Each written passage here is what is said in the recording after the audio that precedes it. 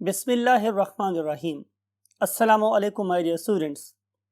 How are you? I hope you all will be very fine and in best of your health to have the next concept that is pertaining to mutation.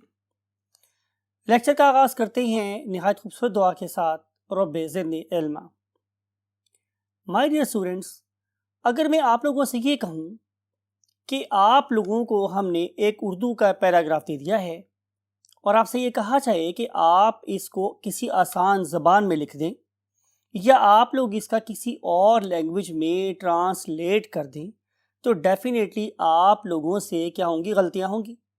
ये गलतियां grammatical भी हो सकती हैं और lingual या linguistics की गलतियां भी हो सकती हैं, लेकिन ऐसा कुदरत में बहुत कम होता है। अगर मैं आप लोगों के सेल्स का नंबर बोलूं तो ये 64 ट्रिलियन सेल्स तक आप लोगों की बॉडी में हो सकते हैं, लेकिन ये सारे सेल्स मिल के आप लोगों का वजूद बना रहे हैं। इस पूरे वजूद में हमारे पास एक huge amount of DNA present है। इस डीएनए में गलती हो सकती है और होती है। अगर कोई गलती होती है तो उस गलती को कोई नाम भी होगा। Yes my dear students, I am talking about mutation. तो आज का हमारा टॉपिक है म्यूटेशन। क्या होती है म्यूटेशन, इसकी अकरेंस कैसे कैसे होती है, इसकी कितनी टाइप्स हो सकती हैं और इनके इवेंचुअल कॉन्सिक्वेंसेस क्या हो सकते हैं, इन सारी बातों की वजह से हम इस टॉपिक को पढ़ रहे हैं। So let's move to the white board. Yes my dear students, chapter number 20 का लास्ट टॉपिक पढ़ रहे हैं। टॉपिक का नाम क्या है? म्यूटेशन। तो डिस्कस किया था मैंने आप लोगों से कि जो हमारा डीएनए है, it is a very mammoth molecule. जब हम बात करते हैं मैमथ की, इसका मतलब है कि ये बहुत ही कोई बड़ा मॉलिक्यूल है। ठीक है, it is a mammoth molecule. और अगर मैं एक वन एडल्ट इंडिविजुअल, और जब मैं किसी एडल्ट इंडिविजुअल की बात करता हूँ तो उसका मतलब ये है कि हम किसी 5 फुट 8 इंच वाले बंदे की बात करें जिसका वेट आइडियल मीन 72 kg।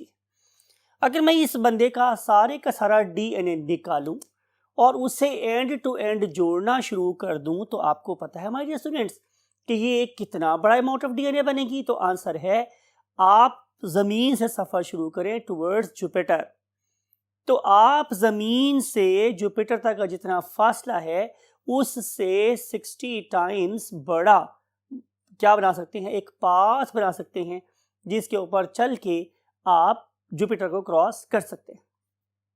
तो इतने बड़े मॉलिक्यूल के अंदर डेफिनेटली क्या हो सकता है? कोई ना कोई चेंज आ सकती है। पढ़े लिखे बच्चे हैं आप लोग, ठीक है। वो चेंज कब हो सकती है? वो चेंज आ सकती है at the level of replication, और फिर चेंज आ सकती है at the level of transcription, और या फिर चेंज आ सकती है at the level of translation. Right, इसी पर्टिकुलर चेंज का नाम मेरे पास क्या है? म्यूटेशन। तो आप अगर इसको डिफाइन करना चाहते हो तो it is very easy. A tiny change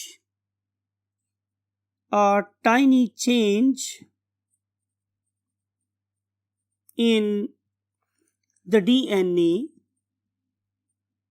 or RNA leading to a malformed protein is called as what? Mutation. तो चेंज खा डीएनए में आए या आरएनए में आए, क्या बोला है मैंने? हाँ, चेंज हमारे डीएनए में आ रही हो या चेंज हमारे आरएनए में आ रही हो, लेकिन अगर इसकी वजह से हमारी प्रोटीन खराब बन रही हो तो हम उसे म्यूटेशन का नाम देते हैं। लेकिन समटाइम ऐसा भी होता है कि हमारी प्रोटीन डीएनए या आरएनए में खराबी के बावजूद सही बन रही होती है। उस किस्म की म्यूटेशन को हम साइलेंट म्यूटेशन बोलते हैं और हम उसे बोलते हैं नॉन सिग्निफिकेंट म्यूटेशन। राइट, तो देखते हैं कि म्यूटेशन कहाँ कहाँ हो सकती है। तो आंसर इज, कि म्यूटेशन हो सकती है, जैसे मैंने लिखा may be at the level of replication, ये रेप्लिकेशन के लेवल पे हो सकती है कि जब हमने डीएनए से डीएनए की कॉपी बनाई उस वक्त हो गया, या फिर जब मैंने डीएनए से आरएनए बनवाया, प्रोसेस का नाम क्या था, ट्रांसक्रिप्शन, तो इन दो लेवल्स के ऊपर एरर्स हो सकते हैं। आपको याद है कि मैंने रोस्ट्रम पे आपसे बात कही थी कि जब हम ज़बान को चेंज करते हैं या अल्फाज का इंतखाब करते हैं उसको आसान बनाने के लिए, मुश्किल बनाने के लिए, तो उसमें एरर्स आ सकती। एरर ह्यूमन बॉडी में किस लेवल पर हो सकती है? तो आंसर आता है कि पहली बात है कि एरर आ सकता है एट सोमैटिक लेवल। जब मैं वर्ड यूज़ करता हूँ सोमैटिक लेवल, तो इसका मतलब होता है कि हम लोग बंदे के बॉडी की बात कर रहे हैं, उसके वेजिटेटिव पार्ट की बात कर रहे हैं, या हम लोग उसके non reproductive part of the body की बात करें। अगर कोई चेंज इस लेवल पर आई तो फिर क्या होगा मेरे स्टूडेंट्स? यस, कि ये वाली चेंज नॉर्मल बॉडी सेल्स में आएगी, और चूंकि normal body cells next generation में पास नहीं होते, तो फिर ये generation will not pass on to next generation, will not pass on to the next generation. और हर वो चीज़ जो नेक्स्ट जनरेशन में अपीयर नहीं होती, it do not have any role in evolution. तो इसका मतलब ये होगा कि somatic changes do not have any significant value in the terms of evolution. देखते हैं कि दूसरी किस्म की म्यूटेशन कौन सी होती है। पहली कौन सी थी? सोमैटिक। दूसरी देखते हैं म्यूटेशन किस तरह की हो सकती है। इसके लिए हमें मूव करना पड़ेगा next part of the board पर। Yes my dear students, part B में हम देख रहे हैं that is called as gametic mutation. Whenever you term the use gametic mutation, इसका मतलब है mutation taking place in sex sales, यानी कि हम लोग बात कर रहे हैं स्पर्म की या एग की। तो अगर कोई चेंज स्पर्म में या एग में आ रही होगी तो हम उसे बोलेंगे एक गैमेटिक म्यूटेशन। तो इसका मतलब ये है कि it will takes place in sex cells, right. और अगर किसी सेक्स सेल में चेंज आ गई है तो it will definitely pass on to the next generation. ये नेक्स्ट जनरेशन में डेफिनेटली पास होगी, बिकॉज कि these particular cells they are acting as a vehicles to transmit genetic information from one generation to the next. और आपको बात पता है कि अगर इंफॉर्मेशन आगे जाएगी तो definitely lead to genetic variation, तो इससे हमारे पास जेनेटिक वेरिएशंस आएंगी। और आपको पता है कि जेनेटिक वेरिएशंस ही एवोल्यूशन का रॉ मटेरियल है। It is evolutionary raw material. तो ऐसी म्यूटेशन जो हमारे गैमेट्स में होती है, यही बेसिकली एवोल्यूशन का रॉ मटेरियल है। इसी की वजह से वैरायटीज़ पैदा होती हैं। उनमें से बाज़ वैरायटीज़ बड़ी सुपरफिट होती हैं और बाज़ वैरायटीज़ क्या होती हैं? डिस्टर्बिंग होती हैं।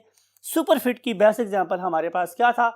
आपको याद होगा हमने बोला था कि हमारे पास ओवर डोमिनेंस भी हो सकती। तो over dominance is a very beautiful example of some good mutations. Usually mutations are not good, they are not friendly, लेकिन बहुत सी ऐसी म्यूटेशंस होती हैं जो हमारे लिए ब्लेसिंग इन डिस्गाइज भी हो सकती है, राइट। अब हम करेंगे क्या स्टूडेंट्स कि हम म्यूटेशन को क्लासिफाई करेंगे। तो on the basis of classification हम म्यूटेशंस को दो टाइप्स में कन्वर्ट कर सकते हैं, डिवाइड कर सकते हैं।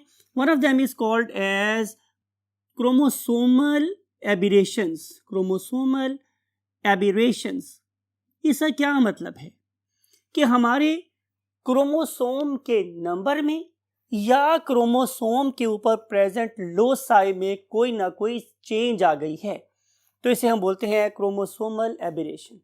लेकिन ऐसा भी हो सकता है कि ना तो क्रोमोसोम का नंबर चेंज हो और ना ही क्रोमोसोम के लॉकस में या लोसाई में कोई सिग्निफिकेंट चेंज आए, बल्कि एक छोटे से नाइट्रोजनस बेस के अंदर कोई चेंज आ जाए, तो हम उसे बोलते हैं क्या?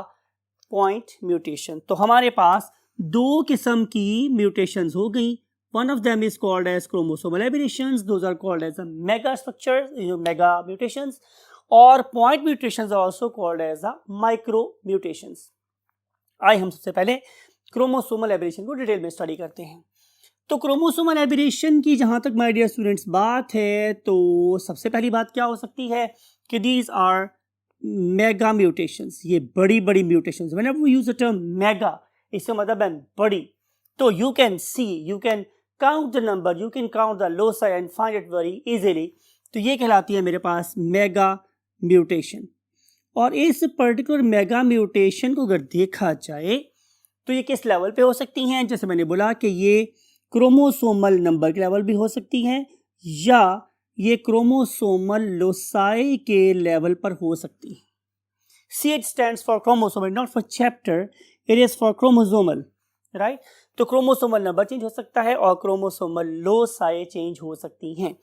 पहले हम क्या करेंगे कि हम क्रोमोसोमल नंबर में आने वाले चेंजेस को देखते हैं. तो यू नो वेरी वेल कि आप लोग अगर अपनी बुक का पेज 159 खोल के देखें जो अपकमिंग चैप्टर्स में आ रहा है, तो आपको नजर आएगा कि हम क्रोमोसोम के नॉर्मल टू एन नंबर में इजाफा भी देख सकते हैं और कभी भी देख सकते हैं. फॉर एग्जाम्पल कि अगर आप लोग बात करते हो किसकी, डाउन सिंड्रोम की, डाउन सिंड्रोम, तो आपको पता चलेगा कि बेसिकली इट इज 2n+1, यानी कि यहाँ पे टोटल नंबर ऑफ क्रोमोसोम आप नॉर्मल इंडिविजुअल्स की तरह से 46 नहीं है बल्कि नंबर ऑफ क्रोमोसोम 47 है. तो ये जो एक एक्स्ट्रा क्रोमोसोम है जो किसी के साथ पेयर अप नहीं हो रहा, इसके बारे में मैं अगर आप थोड़ा सा यूज़ करूँ टर्म कि ना खेडांगे ना खेडन देंगे.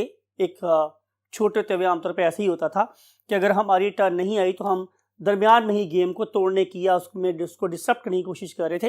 तो इस एक्स्ट्रा क्रोमोसोम का ताल्लुक भी किसी ऐसे ही शैतान से बच्चे की तरह से होता है कि जो पेयर अप नहीं हुआ तो ये बाकी क्रोमोसोम या उसकी एक्टिविटीज़ को भी क्या करता है, अफेक्ट करता है. अगर जो मेरे पास syndrome that is called as Klinefelter syndrome, same thing, right my dear students. तो ये जो मेरे पास क्लाइनेफेल्टर सिंड्रोम है, इसके अंदर भी टोटल नंबर ऑफ क्रोमोसोम क्या है, 2n+1. इसके अंदर भी एक क्रोमोसोम एक्स्ट्रा हो जाता है तो नंबर ऑफ क्रोमोसोम 47 हो जाते हैं.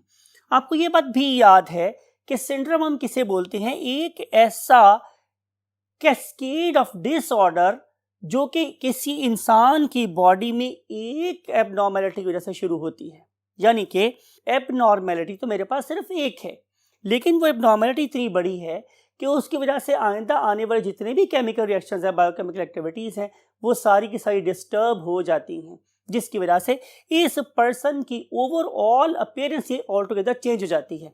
फॉर एग्जांपल ऐसा हो सकता है कि ये वाला इंडिविजुअल फिजिकली रिटार्डेड हो, इसका ग्रोथ रेट अरेस्टेड हो, इसकी मेंटल डेवलपमेंट रिटार्डेड हो, यानी कि जिस लिहाज से एज के लिहाज से जितना इसका दिमाग बड़ा होना चाहिए था उतना बड़ा ना हो, राइट. ऐसा भी हो सकता है कि इसके पास सेक्स ऑर्गन हो ही ना.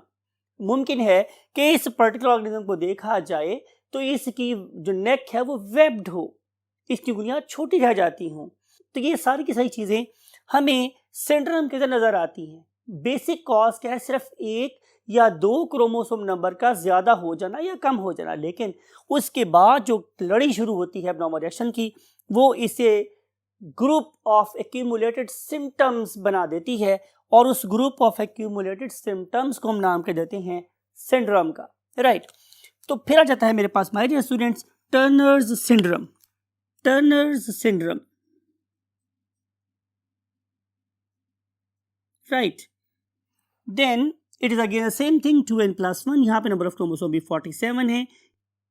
इट शुड बी 46, लेकिन होने चाहिए हो कितने गए हैं, 47. And then we see another very very important syndrome that is called as Patau's syndrome.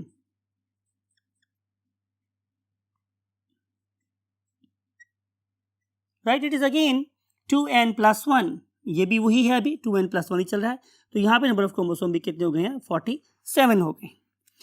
Then we see the next syndrome, black, that is called as the Edwards syndrome. Edwards syndrome. It is again 2n plus 1. यहाँ पे number of chromosome भी कितने हो गए? 47 हो गए. Then we see the next color, that is blue one, that is called as the metafemale. That is called as a metafemale. It is again 2n plus 1 and it has got one extra chromosome or sometime 2 extra chromosomes. And last we have seen, we can find is a Jacobson's syndrome. Jacobson's syndrome.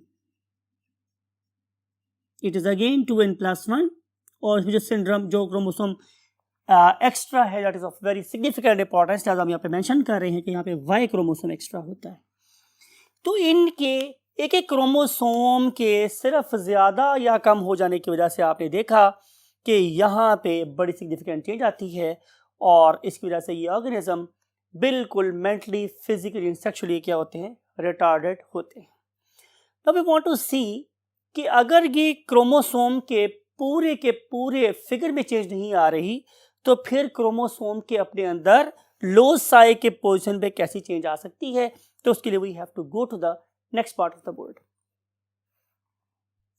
Look at this my dear students. अब हम बात कर रहे हैं chromosome के fragment की, यानी कि लुक एट दिस. ऐसा हो सकता है कि ये मेरे पास एक क्रोमोसोम हो, दिस इज अ क्रोमोसोम. इस क्रोमोसोम के अंदर फर्ज कर लेते हैं कि इस पर्टिकुलर सेगमेंट के अंदर 4 लाइंस हैं. तो ऐसा हो सकता है कि अब इस पर्टिकुलर क्रोमोसोम में 4 की बजाय 5 लाइंस हो जाए, 1 2 3 4 5. तो यहाँ पे ये वाली लाइन की एक एक्स्ट्रा कॉपी मौजूद है. इस पर्टिकुलर एबनॉर्मेलिटी को हम नाम देते हैं एडिशन, राइट. इस एडिशन की वजह से वो वाला एंजाइम जो यहाँ से बनना चाहिए था वो मुमकिन है डबल अमाउंट में बन रहा हो और इसकी डबल अमाउंट में बनना इंसान के लिए या उसके फंक्शंस के लिए क्या हो जाए? खतरनाक हो जाए. ऐसा भी हो सकता है कि इस पर्टिकुलर क्रोमोसोम के अंदर से ये लाइन गायब हो जाए. अगर ये लाइन गायब हो गई माय डियर स्टूडेंट्स, तो उसके रिजल्ट में फिर यहाँ पे लाइंस 4 की बजाय कितनी रह जाएंगी स्टूडेंट्स? 3 रह जाएंगी, 1 2 एंड 3. लुक एट दिस कि ये जो लाइन है fourth one, this one, it is not present over here. ये यहाँ पे प्रेजेंट नहीं है. और अगर एक लाइन यहाँ पे प्रेजेंट नहीं है तो इस पर्टिकुलर एबनॉर्मेलिटी को हम बोलते हैं नाम क्या? डिलीशन. के यहाँ पे मेरा ख्याल है आप में से हर एक बंदा टैब और laptops and computers and then your Android phone, उसमें टर्म यूज होता है डिलीट कर देना, मीन जिसको रिमूव कर देना. तो deletion is something that is known as the loss of a loci or loss of a gene from the chromosome. तो इसे हम क्या बोलते हैं? डिलीशन. फिर हमारे पास कहलाती है हमारे स्टूडेंट्स इन्वर्शन. इन्वर्शन का मतलब क्या होता है कि मेरे पास कोई जीन था वो पलट के लग गया. फॉर एग्जाम्पल कि मेरे पास एक जीन थी A और एक जीन थी मेरे पास B, एक जीन थी मेरे पास C और एक जीन थी मेरे पास D फॉर एग्जाम्पल. तो ये सेगमेंट उलट के लग जाए अगर, तो रिजल्ट भी मैसेज बन जाएगा ACBD, राइट. तो यहाँ पे इन्वर्ट हो गया है लोकस, या आप एक से काम और भी देते हैं, that is called as rearrangement of the chromosome. कि मुमकिन है क्रोमोसोम के सेगमेंट बदले तो नहीं, लेकिन या उनमें से कोई कमी ना हो या उसमें कोई एडिशन ना हो, बल्कि सिर्फ वो पलट के लग जाए. तो अगर ऐसा हो तो हम इसे इन्वर्शन या हम लोग इसे रीअरेंजमेंट का नाम देते हैं, रीअरेंजमेंट ऑफ क्रोमोसोम. तो ये पॉसिबिलिटीज आप लोगों की बुक के लास्ट पेज के ऊपर गिवन है, आप इसे गौर से ध्यान से देखिएगा. और आप लोगों ने ये डायग्राम कॉन्सेप्चुअल समझने में तो आसान है, लेकिन अच्छे मार्क्स स्कोर करने के लिए आपको वही डायग्राम बनानी है, सीखनी है, जो कि आप लोगों की बुक के लास्ट पेज पे मौजूद है और आपको इस पिक्चर में नजर भी आ रही है. तो लुक एट दिस. ये आपका पहला पॉइंट है जहां पे आप लोगों को नॉर्मल जी नजर आ रहा है. दूसरे पॉइंट पे आप देखिए आपको यहाँ पे एक और एक्स्ट्रा कॉपी नजर आ रही है. नेक्स्ट वाले में आप लोगों को एक इंफॉर्मेशन डिलीटेड फॉर्म में नज़र आ रही है और लास्ट वाली इंफॉर्मेशन में आप लोगों को चीज़ें रीअरेंज करके लिखी हुई नज़र आ रही। तो आपने यही डायग्राम बनानी है, इसी की प्रैक्टिस करनी है और इसे अपने ब्यूटीफुल आंसर या स्क्रिप्ट का हिस्सा ज़रूर बनाना है। Now we want to see the last concept, and last concept is known as the point mutation. Point mutation से मुराद मेरे पास क्या है? एक मेरे पास क्या हो, नाइट्रोजनस बेस। इस वक्त हम बात कर रहे हैं नाइट्रोजनस बेस की। तो जब हमारे पास एक नाइट्रोजनस बेस क्या हो जाए मेरे पास स्टूडेंट्स, वो रिप्लेस हो जाए या उसका सीक्वेंस चेंज हो जाए, राइट। और उसकी वजह से बनने वाली प्रोटीन कैसी हो, एबनॉर्मल, तो उसे हम क्या बोलेंगे, पॉइंट म्यूटेशन। अब ये नाइट्रोजनस बेस भी हो सकती है और बेसिस भी हो सकती है, मींस कि एक या दो भी हो सकती है। इसकी जो बेस्ट एग्जांपल है वो आप पढ़े लिखे बच्चे, आपने पढ़ रखा है कि आपको याद होगा, मैंने को बताया था कि आउट ऑफ 574 अमाइनो एसिड सिर्फ अगर एक अमाइनो एसिड खराब हो जाए, उसकी बेस पर भी आपको याद होगा कि सिर्फ एक न्यूक्लियोटाइड खराब हो गया था, तो वहां पे CTT की बजाय CAT आ गया था, राइट। अगर मेरे पास CTT जेनेटिक इन्फॉर्मेशन है तो हमारे पास नॉर्मल हीमोग्लोबिन बनती है, लेकिन अगर 574 अमाइनो एसिड में से सिर्फ एक अमाइनो एसिड खराब हो जाए तो क्या होगा मेरे स्टूडेंट्स, कि हमारी हीमोग्लोबिन की बीटा चेन खराब बनती है, जिसकी वजह से फोल्डिंग ऑफ द मॉलिक्यूल सही नहीं हो पाती और इसकी वजह से हमारे सारे के सारे हीमोग्लोबिन की स्ट्रक्चर तबाह हो जाती है और उसकी ऑक्सीजन कैरिंग कैपेसिटी भी बहुत हद तक रिड्यूस हो सकती है। तो ये है हमारे पास सिग्निफिकेंस एक सिंगल नाइट्रोजनस बेस की। तो सिंगल नाइट्रोजनस बेस भी काम खराब कर सकती है और एक से ज्यादा नाइट्रोजनस बेस भी तबाही फैला सकती है हमारी बॉडी के अंदर। इन पर्टिकुलर नाइट्रोजनस बेसिस को चेंज करने में बेसिकली हमारी केमिकल बेसिस का ही हाथ होता है। जैसे भी मैंने आपको एग्जांपल दी कि अगर आप लोग सिकल सेल एनीमिया की बात करें, सिकल सेल एनीमिया की बात करें, तो उसमें आपको याद होगा कि हमारे पास एक अल्फा चेन थी और फिर दूसरी अल्फा चेन थी, राइट, और मेरे पास एक बीटा चेन थी और फिर दूसरी बीटा चेन थी। नॉर्मल हीमोग्लोबिन से अगर मैं सिकल सेल हीमोग्लोबिन को कंपेयर करूं तो ये पहली दो बिल्कुल ठीक है, इसमें कोई मसला नहीं है, और जो फोर्थ है इसमें भी कोई मसला नहीं है। Problem is lying at the sixth amino acid, 1 2 3 4 5 6, this one, right. इस सिक्स्थ अमाइनो एसिड को होना चाहिए था क्या, ग्लूटामीन, राइट। क्या होना चाहिए था, ग्लूटामीन होना चाहिए था, और ये रिप्लेस हो जाती है with an abnormal amino acid that is called as the valine, right. Glutamine को कॉल करने के लिए जो मेरे पास नॉर्मल ट्रिपलेट कोड था वो क्या था, CTT। लेकिन अगर म्यूटेशन होती है इसके सेकंड, किसके ऊपर, न्यूक्लियोटाइड के ऊपर, तो उसके रिजल्ट में जो ऑल्टर्ड जेनेटिक कोड बनता है it is called as CAT। तो abnormality is lying at the second nitrogenous base, right। तो इससे बनने वाला मैसेंजर RNA भी खराब होगा और इसको देखकर कोरेस्पॉन्डिंग अमाइनो एसिड लेके आने वाला ट्रांसफर RNA भी बदल जाएगा। तो बजाय इसके कि वो ला के देता मुझे ग्लूटामीन, वो मुझे ला के देगा अब क्या, वैलिन, और उसके रिजल्ट में मेरे पास क्या होगा, फोल्डिंग खराब होगी और उसकी वजह से मेरी सारी की सारी ऑक्सीजन कैरिंग कैपेसिटी भी डिस्टर्ब हो जाएगी। तो ये थी हमारे पास कुछ केमिकल बेसिस जो हमने यहाँ पे डिस्कस की। नाउ वी वांट टू सी कि इस पर्टिकुलर केमिकल बेस को ख़राब करने वाली कौन कौन सी फोर्सेस हो सकती हैं। तो इसको अंडरस्टैंड करने के लिए let's move to the last part of the word. Look at this, causes of mutation.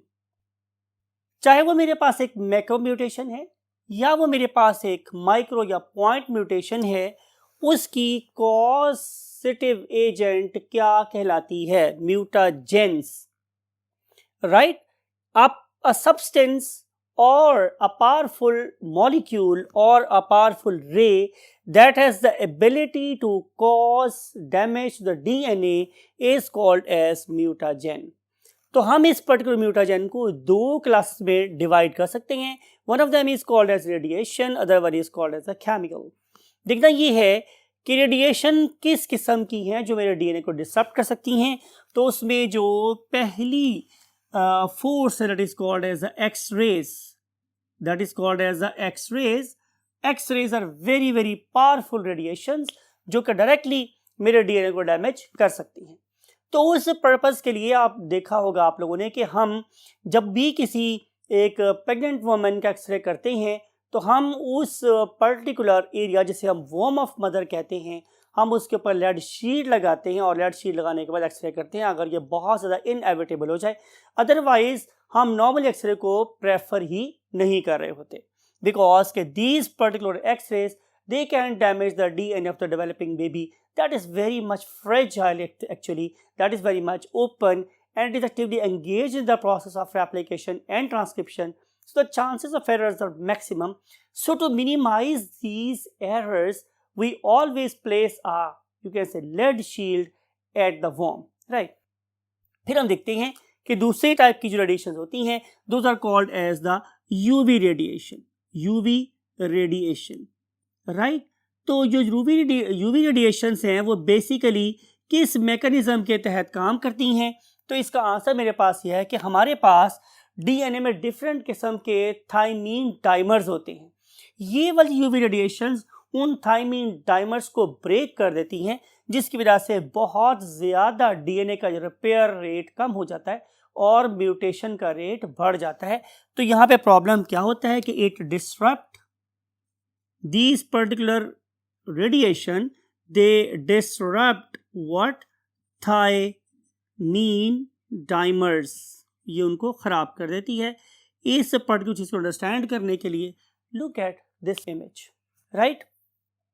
Now we want to see the next thing and that is called as the chemical mutagens. और ये जो मेरे पास chemical mutagens हैं ये usually दो origin में दो हो सकते हैं।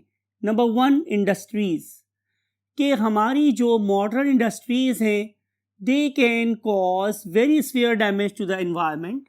और जाहिर है अगर मैं इस इंडस्ट्रियल इफ्लुएंस से इरिगेटेड सब्जियां खाऊंगा तो जाहिर है वो वाले म्यूटाजेंस ये हमारी बॉडी के अंदर भी ट्रैवल करेंगे।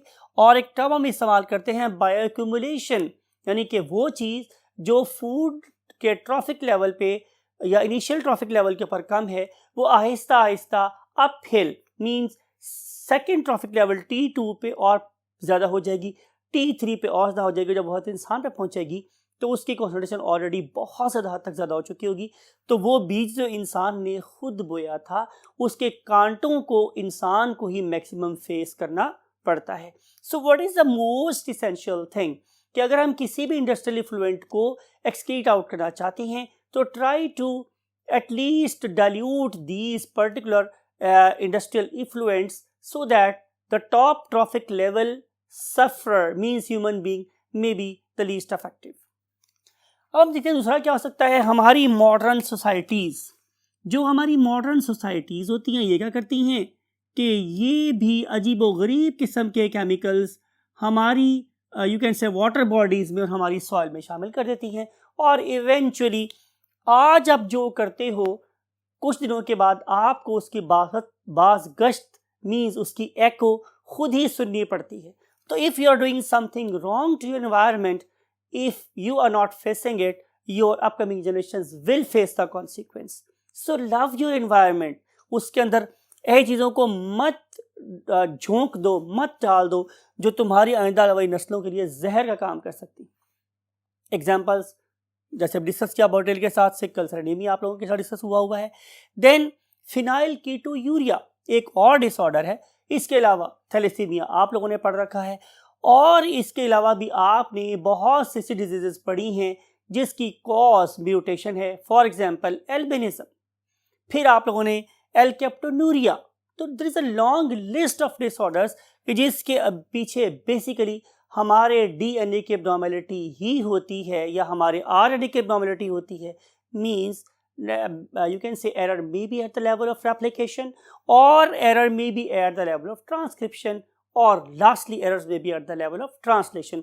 ये पूरे का पूरा चैप्टर इसी सेंट्रल डॉगमा के गिर्द ही घूमता रहा है।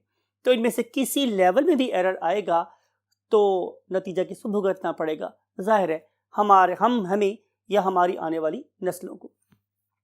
तो फिनाइल कीटोयूरिया में बेसिकली क्या होता है माय डियर स्टूडेंट्स कि यहां पे एक एंजाइम नहीं बन रहा होता, ठीक है। एंजाइम का नाम मेरे पास क्या है? Phenyl alanine dehydrogenase.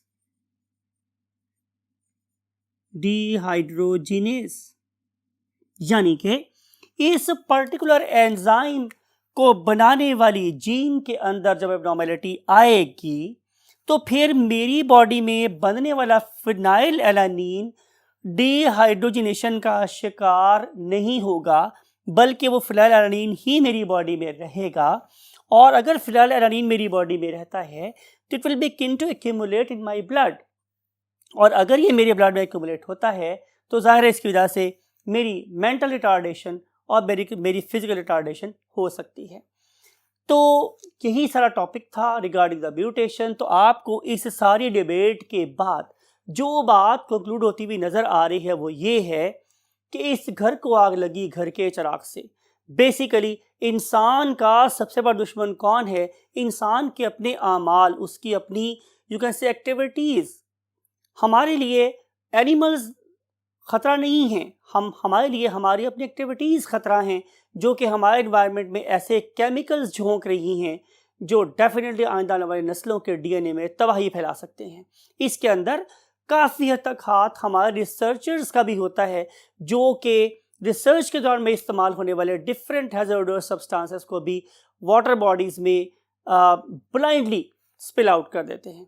अल्लाह ताला हमें इन तमाम खराफात से महफूज रखे, और हम जब इस लेवल पर पहुँचे कि हम इंसान की खिदमत कर सकें, हम में अपना बेस्ट देने की मदद आ फरमाए। यही दुआ के साथ मैं चाहता हूँ आप लोगों से इजाज़त, और आपसे मिलेगी अब नेक्स्ट चैप्टर में एक नेक्स्ट यू कैन से नई दुनिया, नए होराइजन के साथ। Till that time take very good care of yourself and your great parents. हमेशा बोलता हूँ जब दुआ करें हमें भी दुआ में याद रखिएगा। आई वॉन्ट टू से यू अल्लाह हाफ़िज़।